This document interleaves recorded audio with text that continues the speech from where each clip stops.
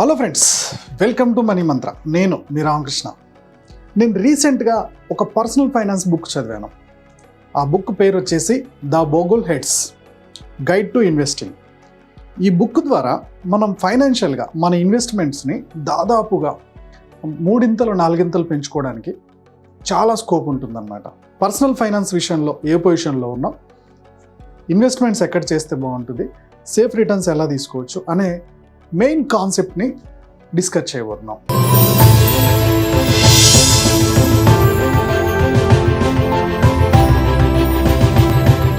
John Bhogal అనే ఒక investors ఉన్నారు. సో అతని స్టేటస్ని ఇందులో ఎక్స్ప్లెయిన్ చేయడం జరిగింది. ఈ జాన్ బోగల్ అనే వ్యక్తి ఇన్వెస్టరు, తర్వాత బిజినెస్ మ్యాన్ కూడా, ఇండెక్స్ ఫండ్కి ఫౌండర్ అనుకోవచ్చు. 1976లో స్టార్ట్ చేశాడు. దాని పేరు వచ్చేసి S&P 500. సో అమెరికన్ స్టాక్ మార్కెట్లో ఇండెక్స్లో ఉండే ఒక 500 కంపెనీస్ తోటి ఈ ఇండెక్స్ స్టార్ట్ అయింది. ఎగ్జాంపుల్కి మన ఇండియాలో నిఫ్టీ ఇండెక్స్ ఉంటుంది కదా, దీంట్లో 50 కంపెనీస్, ఒకవేళ సెన్సెక్స్ ఉంటుంది కదా, దాంట్లో 30 కంపెనీస్ని ఇండెక్స్ అని ఎలా తయారు చేశారో సేమ్ అలానే అమెరికాలో ఉన్న 500 టాప్ కంపెనీస్ తోటి ఈ ఇండెక్స్ మ్యూచువల్ ఫండ్ స్టార్ట్ అయింది. సో మీరు చూడండి, S&P 500 ఉంది కదా, సో ఇది గత 5 సంవత్సరాల్లో దాదాపుగా 71.47 రిటర్న్స్ ఇచ్చింది. అలాగే వ్యాన్గార్డ్ 500 ఇండెక్స్ ఫండ్, దీన్ని కూడా చూడండి, దాదాపుగా 71% రిజల్ట్ ఇచ్చింది. ఈ ఫండ్ ద్వారా చాలా మంది ఇన్వెస్టర్స్ ఎక్కువ రిటర్న్ చూడగలిగారు.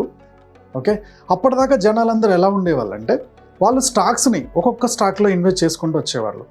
ఈ ఫండ్ ద్వారా ఏమైందంటే కొంచెం అమౌంట్ తోటే అన్ని స్టాక్స్లో కూడా ఇన్వెస్ట్ చేసే ఆప్షన్ దొరికిందనమాట.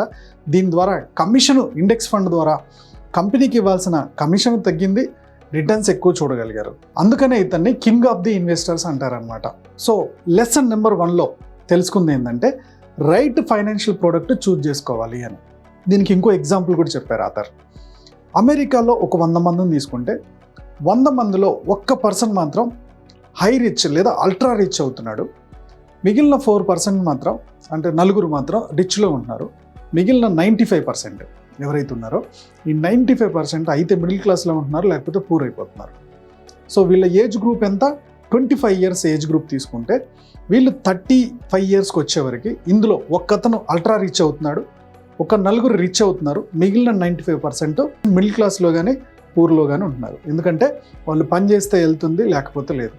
ఎందుకు ఇలా అవుతుంది అంటే వాళ్ళు ఫైనాన్షియల్ ప్రొడక్ట్ ఏదైతే చూజ్ చేసుకుంటున్నారో ఆ చూజ్ చేసుకునే దాంట్లో కొంచెం అనాలిసిస్ చేసి తీసుకోవట్లేదు అనేది ఆథర్ చెప్తున్న పాయింట్. సేమ్ ఇదే పరిస్థితి ఇండియాలో కూడా ఉంది. చాలామంది ఈ 95% జనాల్లోనే ఉన్నారు. ఎందుకు అంటే ఫైనాన్షియల్ లైఫ్ స్టైల్ కూడా ఇంచుమించు అందరిది ఇలానే ఉంది. అందుకని ఈ బుక్లో ఒక 3 లైఫ్ స్టైల్స్ గురించి ఎక్స్ప్లెయిన్ చేశారు. ఈ 3 లైఫ్ స్టైల్స్లో మనం ఏ లైఫ్ స్టైల్లో ఉన్నామో చెక్ చేసుకొని ఆ లైఫ్ స్టైల్ నుంచి మనం ఇంప్రూవ్ అవ్వగలిగితే సో మనం కూడా రిచ్ కానీ అల్ట్రా రిచ్ కానీ వెళ్ళడానికి స్కోప్ ఉంటుంది అంటాడు ఆథర్. సో ఈ 3 లైఫ్ స్టైల్స్ గురించి మనం డిస్కస్ చేయడం స్టార్ట్ చేద్దాం. ఈ 3 లైఫ్ స్టైల్స్ విన్న తర్వాత మీరు ఏ లైఫ్ స్టైల్ ఉన్నారో కామెంట్ చేయండి. So first one, the borrowers. ఈ కేటగిరీలో ఉండేవాళ్ళు లైఫ్ను బాగా ఎంజాయ్ చేస్తారు, కాకపోతే అన్ని లోన్లు తీసుకొని అప్పులు తీసుకొని ఎంజాయ్ చేస్తూ ఉంటారు. వీళ్ళు మామూలు జనాల కన్నా కూడా ట్రిప్స్ ఎక్కువ తిరుగుతారు. వీళ్ళు మామూలు జనాల కన్నా కూడా కాస్ట్లీ డ్రెస్ కొంటారు.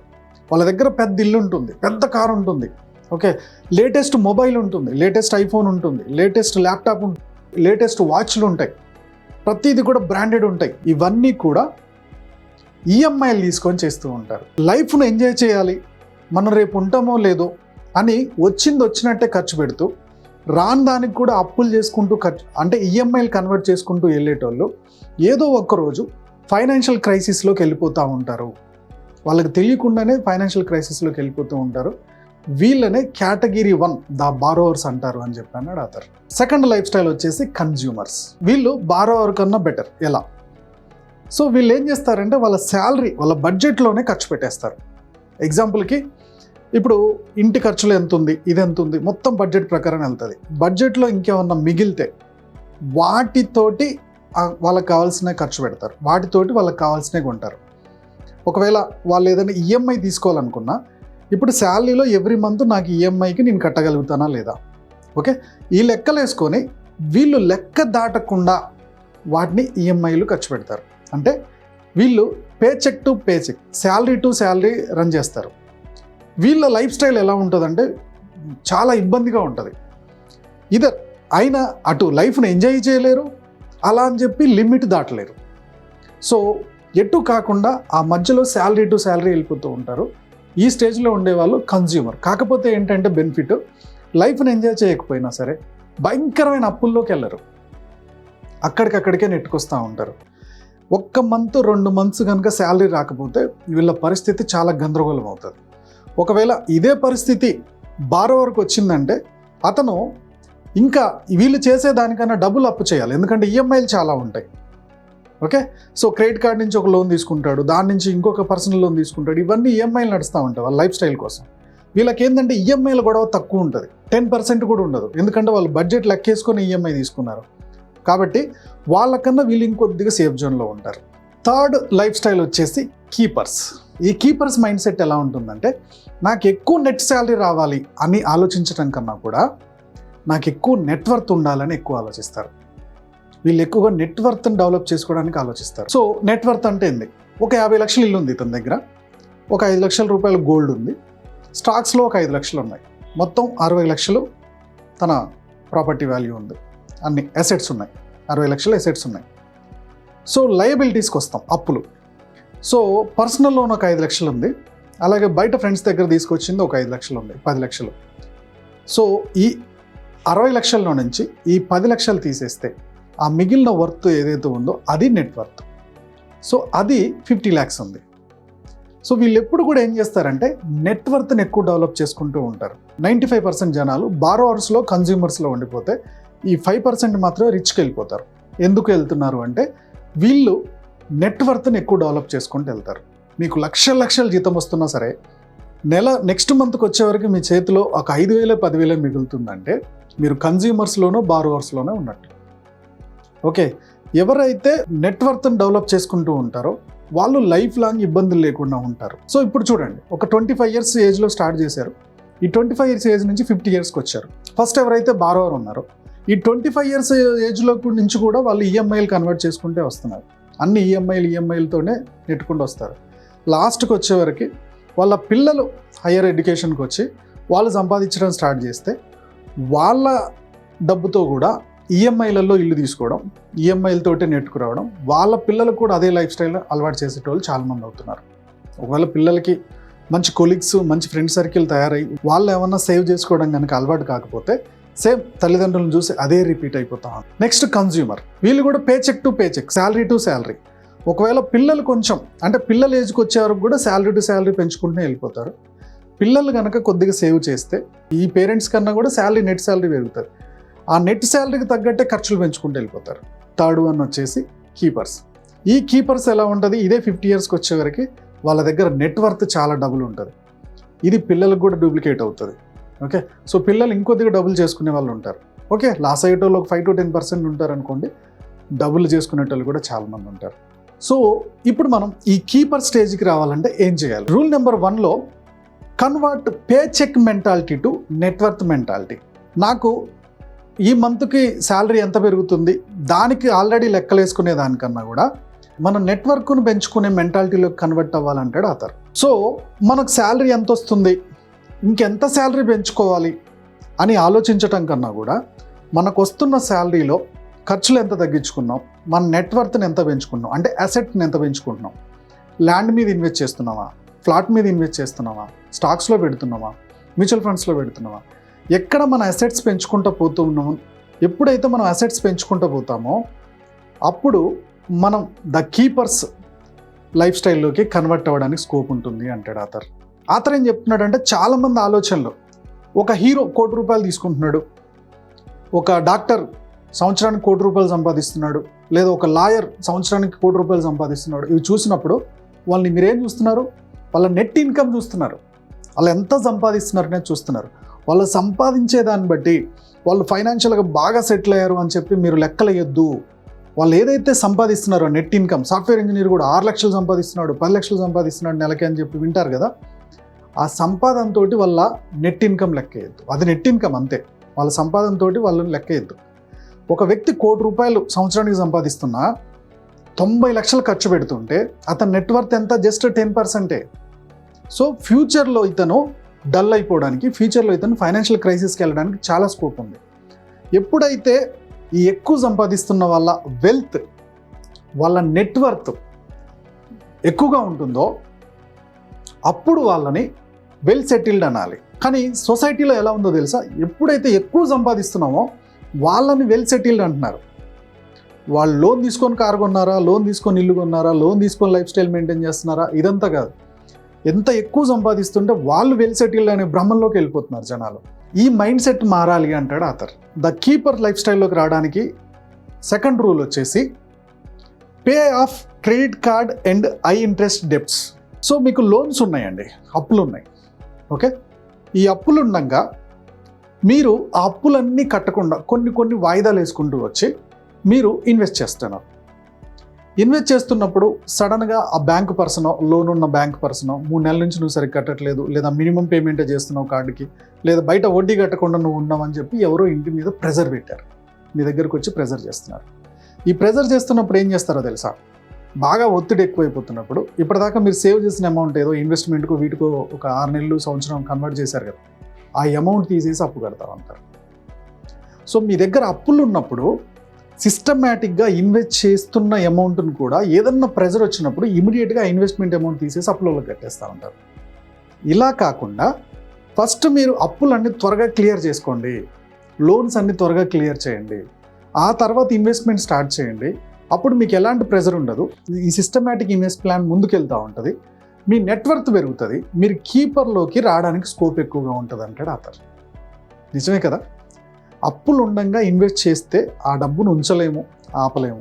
అంతెందుకు బాస్, ఆఫీస్ వాళ్ళు మిమ్మల్ని బలవంతాన ఈపీఎఫ్ కట్టిస్తున్నారు, లేకపోతే అది కూడా కట్టేవాళ్ళు కాదు. మీరు ఈపీఎఫ్ కడుతున్నాము, సడన్గా అప్పులు ఎక్కువైనాయి. ఈ అప్పులు ఎక్కువైపోయినప్పుడు ఆ అప్పును తీరడానికి వడ్డీ ప్రెజర్ బాగా పెరుగుతుందనో, మీరు హాస్పిటల్ ప్రాబ్లం అనో ఇంకో ప్రాబ్లం అని ఈపీఎఫ్ అప్లై చేసి అందులో 50% తీసి అప్పులకే కడతా ఉంటారు. గవర్నమెంట్ బలవంతాన ఉంచిన దాన్ని కూడా అప్పులు ఎక్కువైపోయినప్పుడు ఆటోమేటిక్ గుంజాటు కడుతూ ఉంటారు. అలాంటిది ఇక మీరు చిన్న చిన్న ఇన్వెస్ట్మెంట్స్, మిమ్మల్ని ప్రెజర్ చేసే వాళ్ళు లేకుండా మీరు జస్ట్ డబ్బు దాచిపెడుతున్నారు మ్యూచువల్ ఫండ్లోనే ఎక్కడో, ఇక అప్పులలో గట్టిగా ప్రెజర్ చేస్తే ఈ డబ్బులు ఎంతసేపు తీయడానికి 2 నిమిషాలు పట్టదు కదా. అందుకనే ముందు అప్పులు క్లియర్ చేయండి, తర్వాత ఇన్వెస్ట్మెంట్కి వెళ్ళండి అంటాడు ఆథర్. సో థర్డ్ రూల్ ఏం చెప్పారంటే establish an emergency fund. So అన్ని బుక్కుల్లో చెప్పినట్టే వీళ్ళు కూడా అదే చెప్పారు, ఎమర్జెన్సీ ఫండ్. మీరు మీ లైఫ్ స్టైల్ లీడ్ చేయడానికి నెలకి ఎంత వస్తుందో, ఎంత అవసరం పడుతుందో దాన్ని 6 నెలలకు సరిపడా ఇంకొక డిఫరెంట్ అకౌంట్లో పెట్టుంచాలి, దాన్ని ముట్టుకోకూడదు అంటున్నారు. నేనైతే ఆ ఎమర్జెన్సీ ఫండ్ ప్లేస్లో గోల్డ్ కాయిన్స్ అయినా పెట్టుకోవచ్చు, లేదా గోల్డ్ రూపంలో అయినా ఉంచండి. మీకు అవసరమైనప్పుడు దాన్ని తాకట్టు పెడతారు, మళ్ళీ ఎమర్జెన్సీ ఫండ్ డబ్బులు రికవరీ చేసుకొని దాన్ని వెనక్కి తెచ్చుకుంటారు. ఈలోపు దాని రేట్ పెరుగుతూ ఉంటుంది. ఓకే, ఇలా బారోవర్ లైఫ్ స్టైల్ నుంచి, కన్జ్యూమర్ లైఫ్ స్టైల్ నుంచి మనం కీపర్ లైఫ్ స్టైల్లోకి రావడానికి ఈ ఆప్షన్స్ 3 ఎక్స్ప్లెయిన్ చేశారు. సో లెసన్ నెంబర్ 2లో ఎక్స్ప్లెయిన్ చేసిన పాయింట్ ఏంటంటే start early and invest regularly. 2005లో జాన్ బోగల్ తన ఫాలోవర్స్ తోటి ఒకసారి డిన్నర్కి కూర్చున్నాడు. అతనికి ఒక లెటర్ వచ్చింది, సార్ మీ వల్ల నా పోర్ట్ఫోలియో 10 CR అయింది అని చెప్పి. సో ఇతనికి ఆ 10 crores ఎలా వచ్చింది అంటే, ఇతని శాలరీలో దాదాపుగా నెలకి 50,000 అమెరికన్ డాలర్స్లో, నెలకి 50,000 వ్యాన్గార్డ్ ఇండెక్స్ ఫండ్లో ఇన్వెస్ట్ చేశారు 1970లో. సో అది 30 yearsకి వచ్చేవరకు 10 crores అయింది. ఇక్కడ ఆథర్ చెప్పుకున్న పాయింట్ ఏంటంటే, అతను స్టార్టింగ్ స్టేజ్లోనే స్టార్ట్ చేశాడు, దాదాపుగా ఇండెక్స్ ఫండ్లో స్టార్ట్ చేశాడు, 30 years కన్సిస్టెంట్గా ఇన్వెస్ట్ చేశాడు. ఇన్వెస్ట్ చేయడం వల్ల 76% రిటర్న్స్ వస్తుంది కదా, దీనివల్ల 10 crores అయింది, 30 yearsలో అయింది. అలా కాకుండా ఇండెక్స్ ఫండ్లో కాకుండా ఇదే 50,000ని నెలకి 50,000 జస్ట్ మీరు డిపాజిట్ చేసుకుంటూ పోతే, బ్యాంక్లో యాడ్ చేసుకుంటూ వెళ్ళిపోతే, లేదా మీ ఇంట్లో యాడ్ చేసుకుంటూ పోతే, ఇది 10 crores అవ్వడానికి దాదాపుగా 166 years పడుతుంది. జస్ట్ నార్మల్గా అమౌంట్ సేవ్ చేసుకుంటూ పోతే, జస్ట్ పక్కకి తీసుకుంటూ పోతే 166 years అయితే 10 crores అవుతుంది. మీరు మంచి ఇండెక్స్ ఫండ్ చూజ్ చేసుకొని దాంట్లో 30 years ఇన్వెస్ట్ చేసుకుంటూ పోతే ఆల్రెడీ 10 CR తీసుకున్నాడు 2005లో. ఇది ప్రూఫ్ అనమాట. ఇండెక్స్ ఫండ్లో అంత డబ్బులు వస్తాయా, ఇంత డబ్బులు వస్తాయా అంటే, ఇండెక్స్ ఫండ్స్లో రిస్క్ ఎక్కువ ఉండదు. 4,000 పైన మ్యూచువల్ ఫండ్స్ ఉంటాయి బాస్. దాంట్లో ఏదో ఒక మ్యూచువల్ ఫండ్ను సెలెక్ట్ చేసుకొని ఇదంతా ఫ్రాడ్ అనుకునే మహానుభావులు ఇంకా చాలామంది ఉన్నారు. ఎందుకంటే ఆ నాలెడ్జ్ ఇంకా పోస్ట్ ఆఫీసుల కాలంలో, సేవింగ్ అకౌంట్ల కాలంలోనే ఉండిపోయింది. కాలం మారుతుంది కానీ వాళ్ళు మారట్లా. ఇంకా జనాల కింద కామెంట్స్ కూడా పెడుతూ ఉంటారు ఇదంతా ఫ్రాడు అని. ఆల్రెడీ ఇండెక్స్ ఫండ్స్లో డబ్బు సంపాదించిన వాళ్ళు చాలామంది ఉంటారు. వాళ్ళు ముందుకు రారు అంతే. ఇలా ఇంటర్వ్యూలు చేసి వీళ్ళ మీద బుక్ రాస్తే తప్పితే అది బయటికి రాదు. సో ఇతను 30 yearsలో 10 crores సంపాదించగలిగాడు. ఓకే, సో ఇది కాంపౌండింగ్ యొక్క గొప్పతనం. ఆథర్ ఏం చెప్తాడంటే ఎర్లీగా స్టార్ట్ చేయండి, సేవ్ చేసుకోవడం, నెట్వర్త్ పెంచుకోవడం. ఇప్పుడు ఇది నెట్వర్త్ అన్నట్టే కదా. ఈ నెట్వర్త్ పెంచుకోవడానికి ఎర్లీగా స్టార్ట్ చేయండి. మరి ముసలోళ్ళు అయిన తర్వాత నెట్వర్త్ పెంచుకోవడానికి ట్రై చేయొద్దు. సంపాదిస్తున్నప్పుడే ఇన్వెస్ట్ చేయండి. ఓకే, సో ఇన్వెస్ట్మెంట్ని రెగ్యులర్గా కన్సిస్టెంట్గా చేయండి అంటాడు author. Active fund, index fund గురించి కూడా చెప్పాడు ఆథర్. ఇప్పుడు ఇండెక్స్ ఫండ్లో సో ఇప్పుడు మీరు స్టాక్స్ మీద ఎక్కువ నాలెడ్జ్ లేదు, స్టాక్స్లో ఎక్కువ సంపాదించుకుంటామో లేదో అని మీకు తెలియదు, ఎందుకంటే మీకు టైం అంత ఉండట్లా. అలాంటప్పుడు ఇండెక్స్ ఫండ్కి వెళ్ళండి, అలాంటప్పుడు మ్యూచువల్ ఫండ్కి వెళ్ళండి. ఎందుకంటే మీరు స్టాక్స్లో అన్నిటిని ఎంక్వైరీ చేసి దాంట్లో పెట్టడం కన్నా టాప్ 50 కంపెనీస్లో, టాప్ 30 కంపెనీస్లోకి వెళ్తుంది కదా. సో అలా మీరు ఇన్వెస్ట్ చేయడం వల్ల మీకు చాలా రిటర్న్ అవుతుంది అంటారు. లేదు నేను యాక్టివ్ ఫండ్కి వెళ్తారంటే యాక్టివ్ ఫండ్కి ఎక్స్పెన్స్ రేషియో ఎక్కువ ఉంటుంది. ఒక 10,000 ఎవ్రీ మంత్ యాక్టివ్ ఫండ్లో ఇన్వెస్ట్ చేస్తున్నారు. ఒక 30 సంవత్సరాలు చేశారనుకోండి, 1,72,00,000 వచ్చింది. దీంట్లో ఈ 15 lakhs పైన ఎక్స్పెన్స్ రేషియోనే కట్టుంటారు, వాళ్ళకి కమిషనే కట్టుంటారు. ఇదే పాసివ్ ఫండ్కి వచ్చారు, సేమ్ అదే ఫండ్, నెలకు 10,000 చొప్పున కడుతున్నారు. ఇందులో 30 yearsకి జస్ట్ 4 lakhs కడతారు.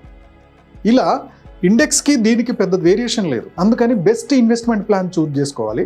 అది కూడా రిటర్న్స్ ఎక్కువ రావాలి, ఎక్స్పెన్స్ రేషియో తక్కువ ఉండాలి. మనకు పెద్ద నాలెడ్జ్ లేకపోయినా దానిపైన చేసుకుంటూ వెళ్ళిపోవాలి. అది బెస్ట్ ఆప్షన్ ఇండెక్స్ ఫండే అంటాడు ఆథర్. సో ఈ లెసన్ నెంబర్ 2లోనే ఆథర్ ఇంకొక పాయింట్ ఏం చెప్పాడంటే సేవింగ్స్. ఏ పర్సన్ అయితే డబ్బులో మినిమం సేవ్ చేయట్లేదో అతను లైఫ్ లాంగ్ ఫైనాన్షియల్ స్ట్రగుల్స్లోనే ఉండిపోతాడు అంటాడు. సో అందుకని ఏం చేయాలంటే ఫస్ట్ యాక్టివ్ ఇన్కమ్ పెంచుకోవడానికి ట్రై చేయాలి, మీ నెట్ శాలరీ పెంచుకోవడానికి ట్రై చేయాలి. ఆ నెట్ శాలరీలో నుంచి సేవింగ్స్ స్టార్ట్ చేయాలి. ఆ సేవింగ్స్లో వచ్చిన అమౌంట్ని త్వరగా ఇన్వెస్ట్ చేయాలి. మీరు ఎంత తొందరగా ఇన్వెస్ట్ చేస్తారో, ఎంత త్వరగా ఇన్వెస్ట్మెంట్ ఆప్షన్లోకి వస్తారో అంత త్వరగా ఫైనాన్షియల్ ఫ్రీడమ్ సాధించడానికి స్కోప్ ఉంటుంది అంటాడు. మీరు 30 ఏళ్ళకే ఫైనాన్షియల్ ఫ్రీడమ్ సాధించాలా, 40 ఏళ్ళకే ఫైనాన్షియల్ ఫ్రీడమ్ సాధించాలా అంటే ఎంత అమౌంట్ ఇన్వెస్ట్ చేస్తున్నారనే దాన్ని బట్టి మీ రిటైర్మెంట్ ఆధారపడి ఉంటుంది. రిటైర్మెంట్ అంటే ఏంది? ఉద్యోగం చేయకుండా లైఫ్ని ప్రశాంతంగా ఎంజాయ్ చేయడం. సో దీన్ని ఫైనాన్షియల్ ఫ్రీడమ్ అంటారు. ఈ ఫైనాన్షియల్ ఫ్రీడమ్ అనేది 30 yearsకి కావాలన్నా, 40కి కావాలన్నా, 50కి కావాలన్నా, 60 దాకా పనిచేస్తూనే ఉండాలన్నా అనేది మీరు సంపాదిస్తున్న ఏజ్లో ఎంత ఎక్కువ సేవ్ చేసేదాన్ని బట్టి డిపెండ్ అయి ఉంటుంది అంటాడు ఆథర్. ఓకే ఫ్రెండ్స్, సో ఇందులో ఓవరాల్గా ఆథర్ చెప్పిన పాయింట్స్ ఏంటంటే ఫస్ట్ లైఫ్ స్టైల్ ఎలా ఉంది, ఈ లైఫ్ స్టైల్ నుంచి మనం నెట్ ఇన్కమ్ పెంచుకోవాలి. ఆ నెట్ ఇన్కమ్ నుంచి ఇన్వెస్ట్మెంట్ స్టార్ట్ చేయాలి. ఆ ఇన్వెస్ట్మెంట్స్ రెగ్యులర్గా చేయడం వల్ల మన నెట్వర్త్ పెరుగుతుంది. ఈ నెట్వర్త్ పెరగడం వల్ల లైఫ్ స్టైల్ అనేది, ఫైనాన్షియల్ ఫ్రీడమ్ అనేది త్వరగా సాధించవచ్చు. లేదా ప్రతి మంత్ ఈఎంఐలతో టెన్షన్ పడ్డాం, ఈఎంఐల కోసం అక్కడ ఇక్కడ అప్పు చేయడం, ఇల్లు గడవట్లేదని అప్లై చేయడం, ఇవన్నీ కూడా ఎలా అవుతుందంటే చాలామంది పెరుగుతున్న ఇన్ఫ్లేషన్ గుర్తుపెట్టుకోవట్లే. ఇన్ఫ్లేషన్, ధరలు పెరుగుతున్నాయి, ఇన్కమ్ పెరుగుతుంది. ఆ ఇన్ఫ్లేషన్కి తగ్గట్టే పెరిగిన ఇన్కమ్ని ఆ ఖర్చులకు తగ్గట్టే అక్కడికక్కడికే సరిపోతుంది. ఇలా కాకుండా స్టార్టింగ్ స్టేజ్లోనే, మీరు సంపాదిస్తున్న స్టేజ్లోనే ఎక్కువగా సేవ్ చేస్తూ దాని నెట్వర్త్ని డబుల్ చేసుకుంటా ఉంటే లైఫ్లో త్వరగా ఫైనాన్షియల్ ఫ్రీడమ్ సాధిస్తాం. సో ఫ్యామిలీతో ఎక్కువ టైం కేటాయించగలుగుతారు, కావాల్సిన ప్లేస్లను చూడగలుగుతారు, ప్రతి పైసాకు కూడా టెన్షన్ పడకుండా ఉంటారు. ఇది కేవలం నెట్వర్త్ పెంచుకోవడం వల్లనే సాధ్యం. ఈ నెట్వర్త్ పెంచుకోవడానికి మీ ఇన్వెస్ట్మెంట్ ఒకవేళ నాలెడ్జ్ ఎక్కువ లేకపోయినా ఇండెక్స్ ఫండ్స్లో ఇన్వెస్ట్ చేసుకోండి. ఎగ్జాంపుల్కి నిఫ్టీ 50 మీరు యాక్టివ్ ఫండ్ కన్నా కూడా 12% రిటర్న్స్ ఇస్తుంది. సెన్సెక్స్ ఫండ్ కూడా దాదాపుగా 10 to 12% రిటర్న్స్ ఇస్తుంది. ఇలా ఈ కాంపౌండింగ్ ఎఫెక్ట్ని ఎప్పుడైతే అర్థం చేసుకుంటారో, ఎప్పుడైతే కొంచెం క్యాలిక్యులేటర్ రిస్క్ తీసుకుంటారో అప్పుడే మంచి రిజల్ట్ చూడగలుగుతాం అంటాడు ఆథర్. మా యూట్యూబ్ ఛానల్ చూస్తున్న మా వ్యూవర్స్ అండ్ మా సబ్స్క్రైబర్స్ లైఫ్లో ఎప్పుడు కూడా గొప్పగా స్థిరపడాలని కోరుకోవడంలో మా మనీ మంత్రం ముందుంటుంది. Go self made.